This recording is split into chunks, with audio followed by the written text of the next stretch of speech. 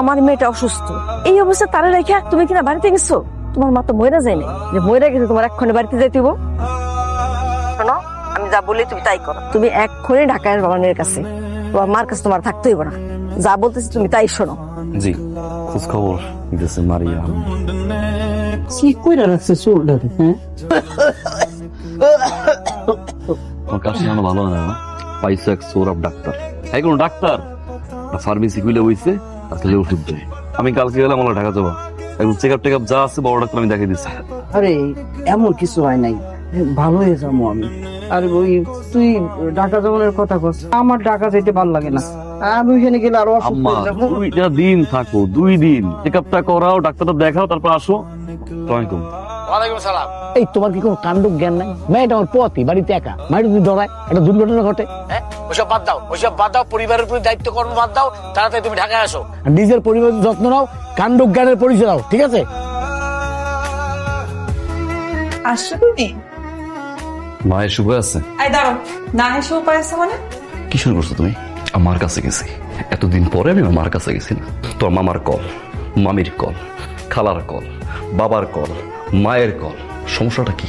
সমস্যা কি বলতো একটু আমাকে বল না, সমস্যা কি? সমস্যাটা বুঝো না? তুমি আমাকে এইরকম একটা সিচুয়েশনে রেখে তোমার বাড়িতে গেছো, তোমার কি মনে হয় আমার ফ্যামিলি মানুষ তোমাকে ফোন দিবে না? কোন সিচুয়েশন রেখে গেছে মারিয়া? তুমি কি 7 মাসের প্রেগনেন্ট নাকি 6 মাসের প্রেগনেন্ট? আর 3 মাস হলো তো না, মাত্র কনসেপ্ট করছো তুমি। কোন সিচুয়েশন রাখছি আমি? বলো কোন সিচুয়েশন রাখছি আমি?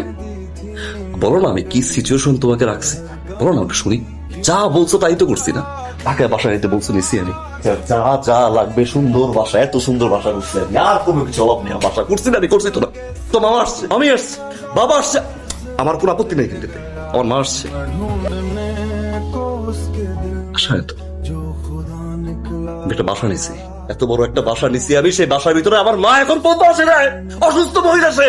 আমি গেছি একটা রাত আমার সাথে থাকতে, একটা রাত ফোনের পর ফোন। আচ্ছা টেল মি ওয়ান থিং, না শুনো, টেল মি ওয়ান থিং। আমার সংসার, আমি বিয়ে করছি, আমি তো ম্যাচিউর না, ম্যাচিউর না, ম্যাচিউর তো না, ম্যাচিউর না। তোর বাবা ইন্টারফেয়ার করবে, তোর মা ইন্টারফেয়ার করবে, মামি ইন্টারফেয়ার করবে, চাই কি তারা? আরে আমার সংসারের মতো করতে দাও না। বাহ, বাহ, বাড়িতে গেছো সাথে সাথে কান পড়া দিয়ে দিছে তোমার মাথায়, না?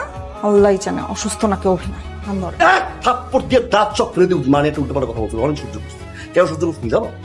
আমি এতদিন ওয়েট করছি এই জন্য যে ম্যাচুরিটি একদিন হবে, আল্লাহ বুঝ দিবে, তারপর আমার কাছে ক্ষমা চাওয়ার শাশুড়ি হিসাবে তার ছেলের কাছ থেকে প্রপার সম্মানটা পাবে সে। তোমার মতো মেয়ে দিন 3 জন। এই চাও, বলো চাও। আমি না তোমার সাথে আর সংসার করতে চাই না। যেই ছেলে মায়ের কথায় চামারের মতো আচরণ করে তার সাথে অ্যাটলিস্ট থাকতে চাই না। আরে থাইকো না তুমি, যাও থাইকো না।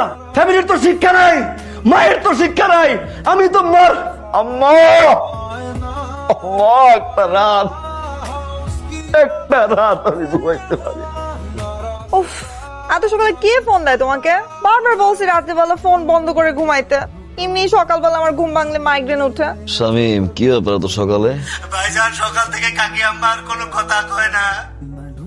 ভাইজান কাকি আম্মার কোনো সারা শব্দ নাই। শামিম তুই কি করছ? কাকি আম্মা নাই ভাইজান। শামিম কি করছ? শামিম শামিম কি করছ? শামিম কি করছ? শামিম